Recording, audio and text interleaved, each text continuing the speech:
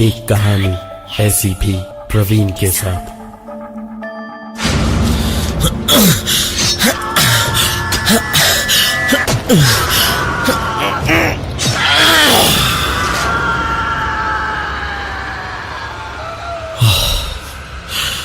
ये बहता हुआ खून, ये दर्द भरी चीखें, इन पर किसी को रहम कैसे आ सकता है?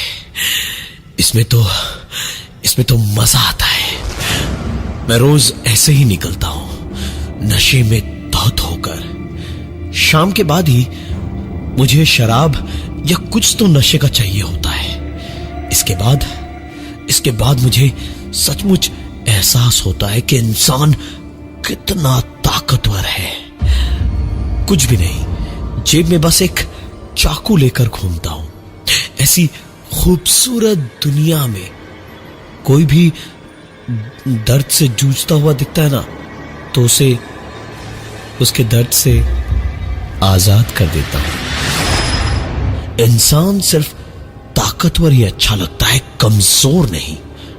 इस भिखारी को कितनी बार समझाया था दूर रहे मुझसे, लेकिन नहीं, रोज गिड़गिड़ाता हुआ भीख मांगने आ ही जाता था। आज रहा नहीं गया। आज मैंने उसे अपनी ताकत और उसकी कमजोरी का उसे एहसास दिला दिया।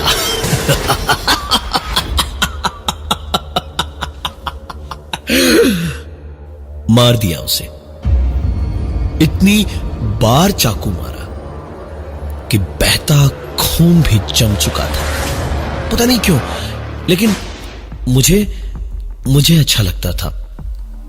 ओह, आपको अपना नाम तो बताना ही भूल गया। मेरा नाम भानु प्रताप है। मेरे गुस्से से सब डरते हैं। रजवाड़ा हूं मैं। किसी जमाने में बड़ी रियासतें थी हमारी, और आज कीड़े मकोड़ों की तरह थोड़ी रहूंगा। गुरूर है हमारे खानदान का, नाम है, खौफ है। पूरा इलाका थर्राता है मेरे नाम से। मुझे सामने देखकर अच्छों का हाल खराब हो जाता है। उस भिखारी को मारकर मैंने वहीं फेंक दिया और आराम से टहलता हुआ अपने फ्लैट की ओर जा रहा था, जब एक औरत रोती हुई दिखाई दी। मैं उसके पास गया और मैंने उससे पूछा, क्या हुआ, रो क्यों रही हो? वो कुछ नहीं बोली, बस रोती रही। मैंने फिर से पूछा, अरे ओ, सुनाई नहीं देता क्या? बहरी है? अरे हुआ क्या, किसी ने कुछ कहा क्या? उसका रोना बंद हुआ। आंसू पहुंचकर बोली कि उसका बच्चा बीमार है, पति शराब में पैसे उड़ा देता है और उससे धंधा भी करवाता है। मुझसे ना सच कहूं, उस औरत का दर्द देखा नहीं गया मुझसे। और उसके बाद मैंने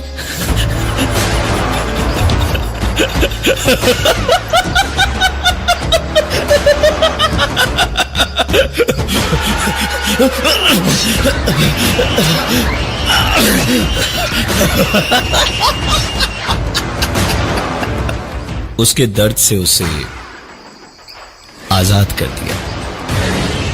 खुशी हो रही थी मुझे, गुदगुदी सी हो रही थी, मजा आ रहा था मुझे। उसे भी मार दिया था मैंने। इंसान तो ताकतवर बनने को ही पैदा हुआ है। पूरी दुनिया पे इंसान राज करता है, और ये साले कीड़े मकोड़े हैं, पूरी दुनिया पर धब्बा है, धब्बा। कमजोर जो भी हो, उसे मिटा देना ही बेहतर है दुनिया में। मैंने उस कमजोर औरत को भी मार दिया।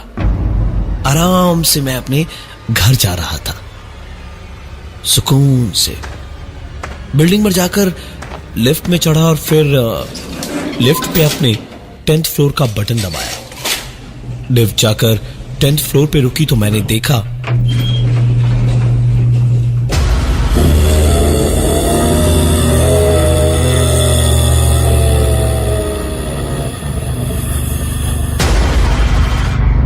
मेरी बिल्डिंग की सीढ़ियों पर, मेरे फ्लैट के सामने वो दोनों वो भिखारी और वो औरत बैठे हुए थे।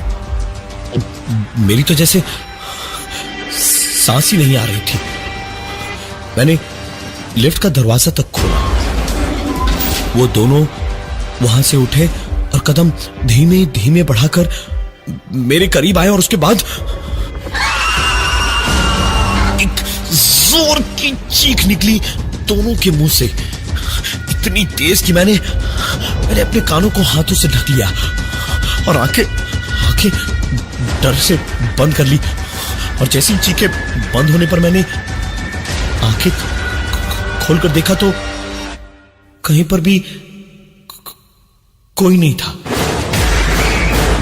मैंने जब आंखें खोलकर देखा तो ना ही वो दोनों आसपास थे और ना ही मैं किसी बिल्डिंग में या किसी फ्लैट के सामने था। मैं अपनी कोठरी में था, यानी कि जेल में। फांसी होनी है मुझे कुछ ही दिनों में। खून का इल्जाम है मुझ पर। मैंने सच बताऊं तो आज तक किसी का बुरा नहीं किया है। मैंने उस पागल को भी नहीं मारा था। वही पागल जो मेरे शोरूम के पास घूमता रहता था। मैं रोज शोरूम बंद करते वक्त बस एक ही प्रार्थना करता था कि उस मनहूस का मुंह न दिखाई दे। लेकिन उस रात सड़क खाली थी। आसपास कोई इंसान तो क्या, कोई जानवर भी नहीं था। मैं करता भी तो क्या, कमजोर हूं। बह गया जज्बातों में, रहा नहीं गया मुझसे।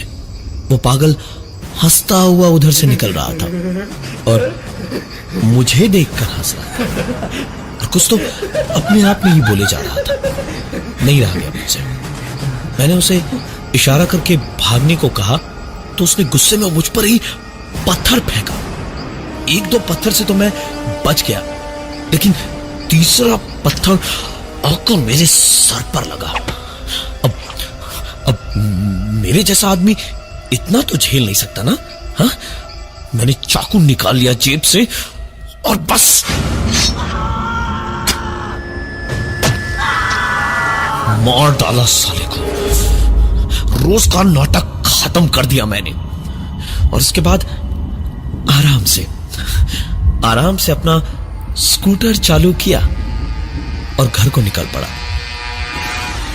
लेकिन बीच रास्ते में घर जाते वक्त मुझे सड़क के बीचों बीच बैठा हुआ वही पागल दिखाई दिया।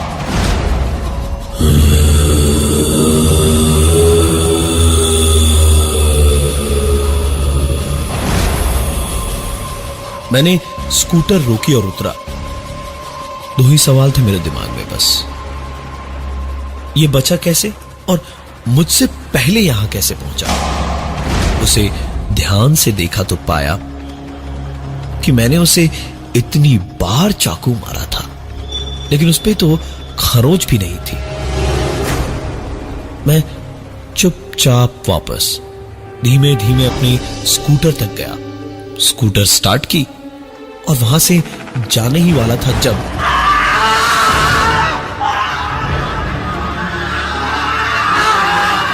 वो पागल उठा और चीख कर भागा वहां से। मेरे तो जैसे जान में जान आई। आखिरकार आराम से अब मैं यहां से जा सकता था।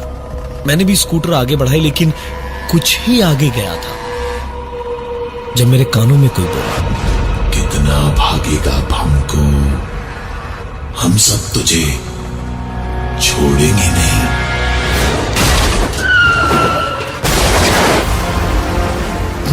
भमकू मेरे घर का नाम था। मेरे घर वाले मुझे इस नाम से पुकारते थे, पर इस पागल ने यह नाम क्यों लिया?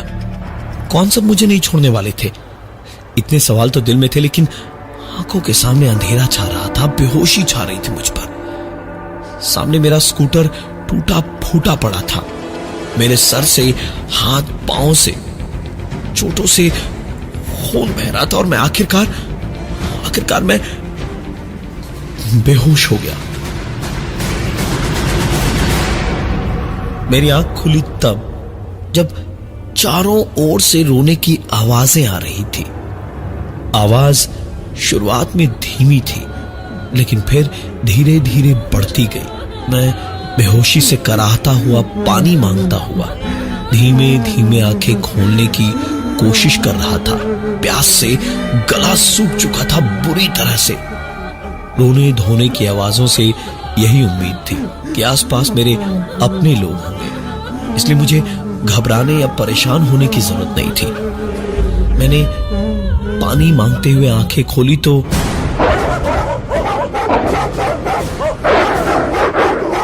कोई जानने वाला आस पास नहीं था। चारों ओर से कुत्तों ने घेर रखा था मुझे। भूखे भेड़ियों की तरह टूट पड़े थे वो मुझ पर। मैं किसी तरह बच के वहां से भागा, लेकिन वो कुत्ते मेरे पीछे पीछे ही आते रहे। कुछ दूर तक आकर फिर वो वापस चले गए। मैं कराहता, रोता, गिरता पड़ता किसी तरह वापस अपनी शोरूम पे पहुंचा। शटर खोलकर सोचा अंदर ही लेट जाऊंगा। मैंने शोरूम के अंदर जाकर शटर वापस बंद कर दी और पहले अपने जख्म धोने को बाथरूम में गया। फर्स्ट एड की दवाइयां कुछ थी मेरे पास। फर्स्ट एड के बाद बड़ी नींद आ रही थी मुझे। काम के सिलसिले में कई बार यहां रुकना पड़ता था मुझे, तो गद्दा, चादर सब कुछ था मेरे पास। मैं आराम से लेट गया और कुछ ही देर में मुझे नींद आई और नींद में एक आवाज सुनकर महसूस हुआ जैसे मैं अकेला नहीं हूं शोरूम में। यह आवाज तो मैं बहुत अच्छी तरह पहचानता था। ये तो पर ये नहीं हो सकता था। ये कैसे हो सकता था? मैंने आंखें खोलकर अपनी आंखों से अपने सामने देखा। यह सच था। गुड्डू और मैं अपनी बंदूकों से चोर पुलिस खेल रहे थे। गुड्डू भागता हुआ दौड़ के ऊपर गया और छत के कोने में छुप गया, लेकिन उसे नहीं पता था कि मैं उसके ठीक पीछे ही छुपा हुआ हूं। गुड्डू हमेशा ऐसी जगह छुपता था जहां से उसे ढूंढना आसान होता। सब कहते हैं कि दुनिया बहुत खराब है, दुनिया में बहुत बुरे लोग हैं। अगर गुड्डू बड़ा होकर भी ऐसा ही बेवकूफ रहा तो बहुत दिक्कत हो जाएगी। मेरे पास में यही मौका था। गुड्डू को कोई नुकसान नहीं पहुंचाएगा। गुड्डू मेरा दोस्त है। मैं उसको कोई नुकसान नहीं होने दूंगा। मेरे जिंदा रहते ऐसा कुछ नहीं होगा गुड्डू को जिससे उसे परेशानी हो। लेकिन अभी तो हम यहां साथ रहते हैं, बाद में स्कूल बदलेंगे। भैया की तरह गुड्डू भी कहीं बाहर चला गया तो कैसे संभालूंगा मैं उसे? एक ही रास्ता है। हाँ, ये सबसे सही है। गुड्डू को ना छत से धक्का दे देता हूं। मर जाएगा तो कोई दिक्कत नहीं होगी मेरे दोस्त को। और यही सब सोचकर मैंने गुड्डू को छत से धक्का दे दिया था। और गुड्डू 5 साल की उम्र में खेलते खेलते छत से गिरकर मर चुका था। लोग कहते हैं कि मैंने बहुतों को मारा है। लोग ये भी कहते हैं कि मैंने गलत किया है, पर मैंने तो उन सबको दुख, दर्द और परेशानियों से बचाने के लिए आजाद किया था। हाँ, मारा मैंने उन सबको मारा मैंने। क्या करता? हाँ, वो भिखारी वो मेरा पार्टनर था। बेवकूफ था, पूरा बेवकूफ। उसके सामने मैंने उसकी बीवी पर डोरे डाले और वो कुछ नहीं बोला। मैंने दोनों का तलाक करवा दिया। दोनों सड़क पर आ गए, भीख मांगने पर मजबूर कर दिया। लेकिन वो समझा ही नहीं कि मैं उसके भले के लिए सब कर रहा था, कि वो दुनिया से लड़ सके। पर जब मैं समझ गया कि इस नामुराद का कुछ नहीं हो सकता, तो मुझे उसे आजाद करना पड़ा। वो औरत, वो उसकी बीवी थी। वो तो गलत थी, उसे तो अपने किए की सजा मिलनी थी ना। आप ही बताइए, क्यों ना मारता मैं उसे। और वो पागल वो मेरा बाप था। हमेशा कहता था कि मैं जिंदगी में कुछ नहीं कर पाऊंगा। हर वक्त, हर लम्हा बस मेरी कमियां निकालते थे। अरे मैं भी इंसान हूं, मेरा भी दिल है, बुरा लगता है, बेइज्जती भी महसूस होती है। एक रात गुस्से में मैंने घर को आग लगा दी थी। मां उसी में जल के मारी गई थी। जब पिताजी को पता चला तो वो पागल हो गए। मैंने कहा कि अच्छा है, आपकी रोज के शराब के नशे में धुत होकर पीटने से बच गई वो, लेकिन पागल हो ही चुके थे। अब क्या समझ आता उन्हें। खुश था मैं, बहुत खुश था। आज मेरी फांसी का दिन है। कोठरी के दरवाजे के उस पार से सिपाहियों के आने की आवाजें आ रही है। आज मेरी अपनी आजादी है। लेकिन ये मेरी आजादी कैसे होगी? मैं तो ताकतवर हूं ना, मैं कमजोर नहीं हूं। मुझे इन्हें समझाना होगा, बात करनी होगी इनसे। मैं यहां नहीं हूं, मैं यहां हूं ही नहीं। मैं तो मर चुका हूं। सुन रहे हो सिपाहियों? अरे मैं नहीं हूं। अरे वो देखो, मेरे पिताजी तुम्हारे ठीक पीछे खड़े हैं। उनसे कह दो कि मैं नहीं हूं यहां। ऐसे ना घूरे मुझे। शादाब भी खड़ा है अपनी बीवी को लिए हुए। मेरी मौत का, मेरी फांसी का तमाशा देखने आया है। पर मैं इनके सामने नहीं मरना चाहता। मुझे शर्म आती है ना, इनके सामने मुझे मत मारना। हाँ, मेरी हरकतें देखकर मुझे हॉस्पिटल लाए हैं।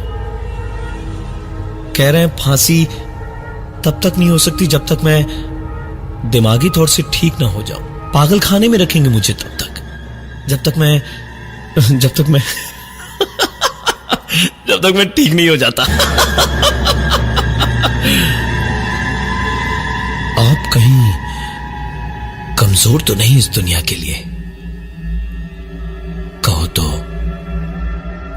आजाद कर दूं आपको भी, आजाद कर दूं आपको भी, आजाद कर दूं आपको भी।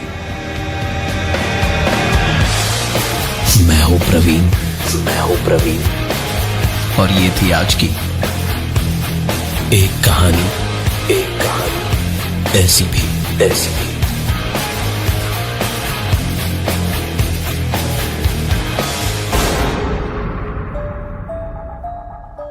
You